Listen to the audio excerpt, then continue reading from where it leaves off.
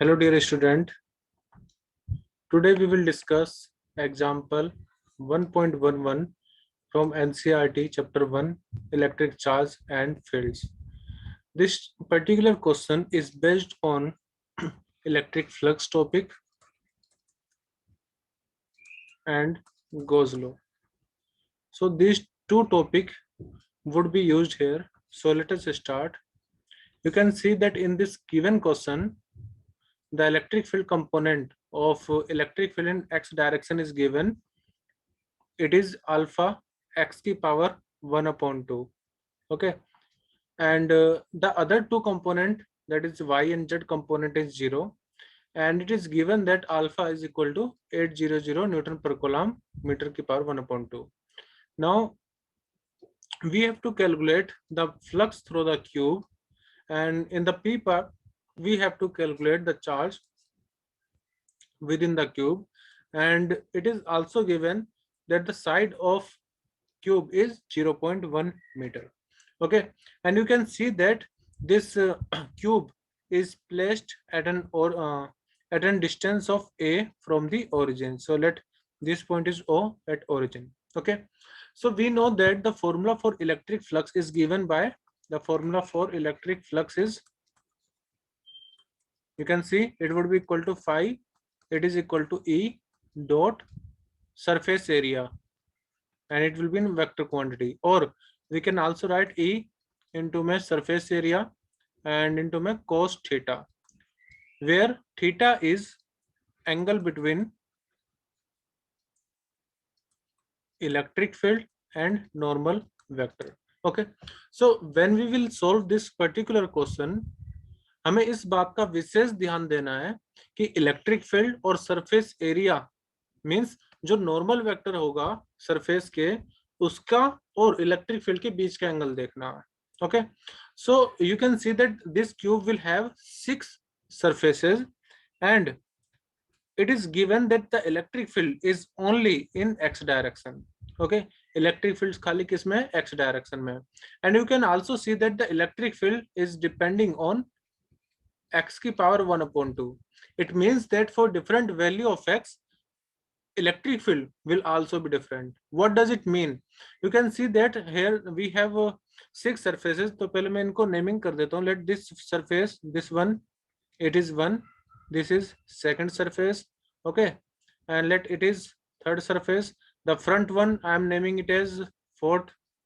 The upper one I am naming it as 5th, and the back one जो पीछे है वो 6 surface. So there are total 6 surfaces. We will check the angle between the normal vector and the electric field for all 6 surfaces. So let us start now. First of all, I will tell you that here we have 4 surfaces for which the angle between the electric field and the normal vector is 90 degree. ऐसे हमारे पास 4 surfaces होंगे जिनमें electric field और normal vector के बीच में 90 degree angle होगा. तो वो पहचानते हैं कौन कौन से सरफेसेस होंगे. सो एग्जांपल के लिए मेरे पास क्यूब नहीं है, so I have taken a cuboid here. Okay, अब देखिए जो इलेक्ट्रिक फील्ड है it is given that it is in x direction. तो मैं मान लेता हूँ ये हमारा एक्स डायरेक्शन है. Okay, now suppose we have a normal vector with respect to this surface area. So अगर हम 6 surface के रेस्पेक्ट में देखेंगे तो देखते हैं एंगल कितना होगा. इलेक्ट्रिक फील्ड, मैंने ये ब्लैक मार्कर से मैं शो कर रहा हूँ इलेक्ट्रिक फील्ड को, और ये हो गया हमारा normal vector. So can see normal vector हमेशा कहाँ की तरफ होता है, हमेशा सरफेस से बाहर की तरफ. You can see that angle कितना आ रहा है, 90 डिग्री 6 सरफेस के लिए. सिमिलरली अगर मैं 5th सरफेस यानी कि पीछे वाला सरफेस लेता हूं तो ये एरिया वेक्टर इस तरफ बाहर की तरफ आएगा और इलेक्ट्रिक फील्ड इस तरफ है. You can see. Okay, so again angle कितना होगा, 90 डिग्री. और अगर मैं फ्रंट वन जो मेरी तरफ फेस है उससे एंगल देख रहा हूँ यानी कि इस तरफ, तो अगेन जो एंगल है कितना होगा, 90 डिग्री इलेक्ट्रिक फील्ड से. ठीक है, और जो नीचे वाला सरफेस है उसके लिए देखिए, उसके लिए भी इलेक्ट्रिक फील्ड तो इसी तरफ है एक्स डायरेक्शन में, और नॉर्मल वेक्टर नीचे की तरफ होगा. तो ऐसे हमारे पास टोटल 4 सरफेसेस हैं जिनके लिए एंगल कितना होगा, 90 डिग्री. तो मैं यहाँ पर साइड में मेंशन कर देता हूं कि theta would be equal to 90 degree for surfaces कौन कौन से सरफेस के लिए? 3, 4, 5 एंड 6। तो अगर मैं इन सरफेसेस के लिए इलेक्ट्रिक फ्लक्स निकालूं तो हमें फॉर्मूला पता है E S cos 90 degree. Okay, so electric flux कितना आएगा? 0। तो आप ये देख सकते हैं कि जो सरफेस हमारा 3 है, 4 है, 5 है और 6 है, इनके लिए इलेक्ट्रिक फ्लक्स कितना आ जाएगा? 0। तो हमने 4 सरफेसेस के लिए देख लिया, उस पे हमें कोई भी इलेक्ट्रिक फ्लक्स नहीं मिल रहा है। अब बात करते हैं फर्स्ट और सेकंड सरफेसेस की। तो अगेन मुझे इलेक्ट्रिक फ्लक्स निकालने के लिए दोनों के बीच में इलेक्ट्रिक फील्ड और नॉर्मल वेक्टर के बीच में एंगल देखना होगा।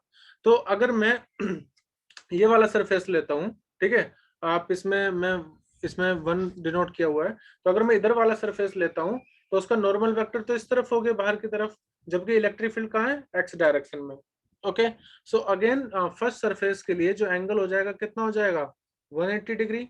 तो फर्स्ट सरफेस के लिए जो इलेक्ट्रिक फील्ड है, मैं आपको इसको डिनोट भी कर देता हूँ, जो इलेक्ट्रिक फील्ड है हमारी वो इस तरफ जा रही है और इसका परपेंडिकुलर वेक्टर इस तरफ है, एरिया वेक्टर। ओके, तो ये जो एंगल हो गया, टोटल एंगल ये कितना हो जाएगा? 180 डिग्री।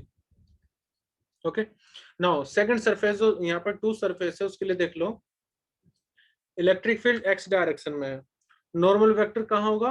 वो भी इसी तरफ है, बाहर की तरफ। तो इसमें इस सरफेस के लिए, सेकंड सरफेस के लिए जो एंगल होगा, it would be equal to how much? 0 degree. मैं इसको डिनोट भी कर देता हूँ, इलेक्ट्रिक फील्ड हमारी इस तरफ जा रही है और इस सरफेस का नॉर्मल वेक्टर भी हमारा इसी तरफ है। तो सेकंड सरफेस के लिए थीटा हमारा कितना हो जाएगा? 0 डिग्री।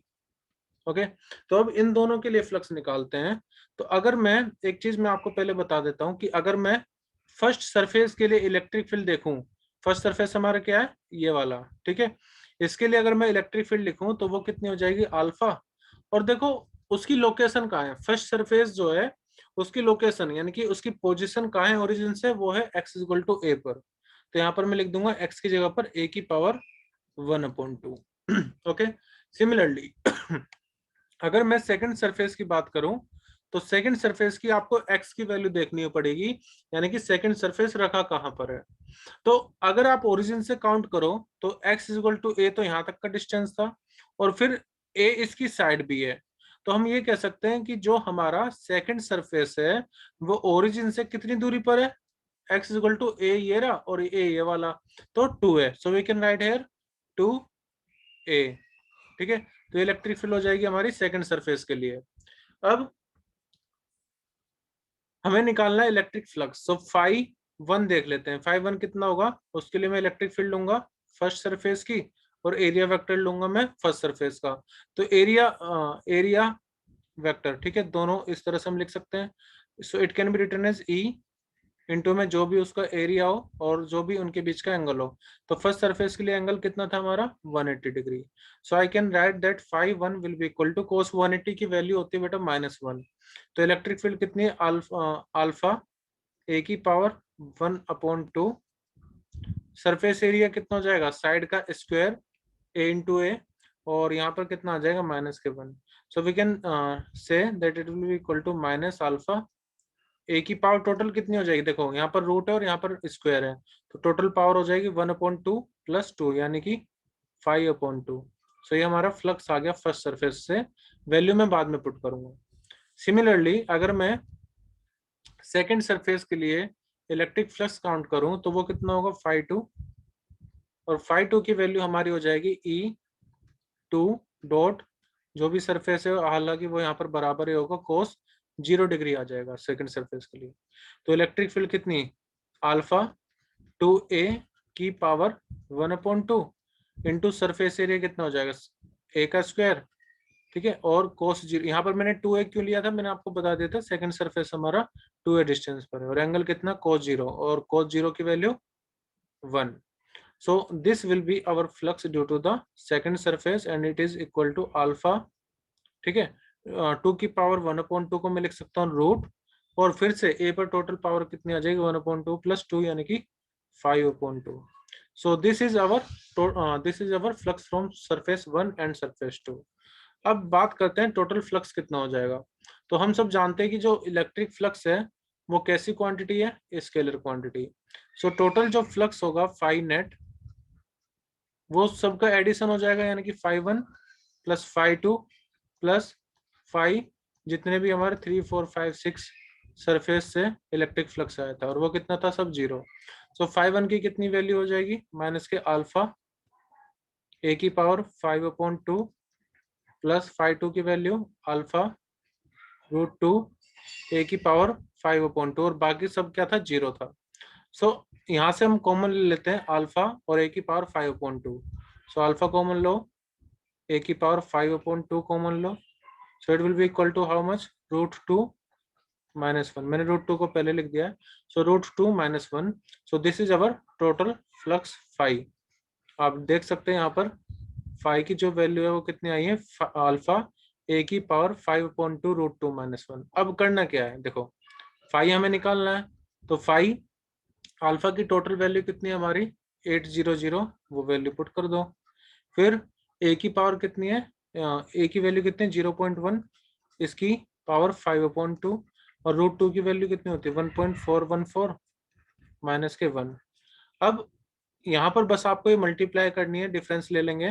देखो 0.1 को आप कैसे फाइंड कर सकते हो, सो 0.1 की पावर 5/2 निकालने में स्टूडेंट को थोड़ी प्रॉब्लम आती है। So you can apply hair binomial expansion. आप इसको 1 माइनस 0.9 लिख सकते हैं की पावर 5/2। अब आपको बायनोमियल एक्सपेंशन यूज करना है 1 प्लस एक्स की पावर n, जो कि होता है 1 प्लस एन एक्स। ठीक है, यहाँ पर माइनस आ जाएगा। तो इस तरह से आप 0.1 की वैल्यू निकाल सकते हैं। जो भी वैल्यू आएगी आप इसको यहाँ पर पुट करें and you will get your result. वो मैं आपको डायरेक्टली यहाँ पर दिखा देता हूँ कितना आएगा। सो बाकी चीजें मैं रेज कर रहा हूँ यहाँ से। सो यू कैन सी दैट यहाँ तक तो हमने वैल्यू निकाली थी अल्फा ए की पावर 5/2 √2 -1। फिर उसके बाद हमने अल्फा की वैल्यू रखी 800, ए की 0.1 √2, और हमारा जब आप इसको टोटल सोल्व करोगे, वैल्यू रखोगे, तो आंसर आएगा 1.05 न्यूटन मीटर स्क्वायर पर कॉलम। ठीक है, ये इसकी सीजीएस यूनिट, एसआई यूनिट हो जाएगी। फिर सेकंड पार्ट में हमसे पूछा था कि चार्ज बताओ, तो charge according to Gauss law flux कितना हो जाएगा, Q/ε0। तो चार्ज निकालना है, तो चार्ज हो जाएगा हमारा फ्लक्स इंटू में ε0। अभी फ्लक्स हमने फर्स्ट पार्ट में निकाला 1.05, और इसमें आप मल्टीप्लाई कर दीजिए 8.854 इंटू 10 की पावर -12 कोलॉम। ओके, तो चार्ज आ जाएगा 9.27 इंटू 10 की पावर -12 कोलॉम। आई होप कि आपको ये डेरिवेशन और ये क्वेश्चन दोनों चीजें क्लियर हुई होंगी। सो अगर आपको कोई भी डाउट है, so you can write in comment box. So bye everyone, take care.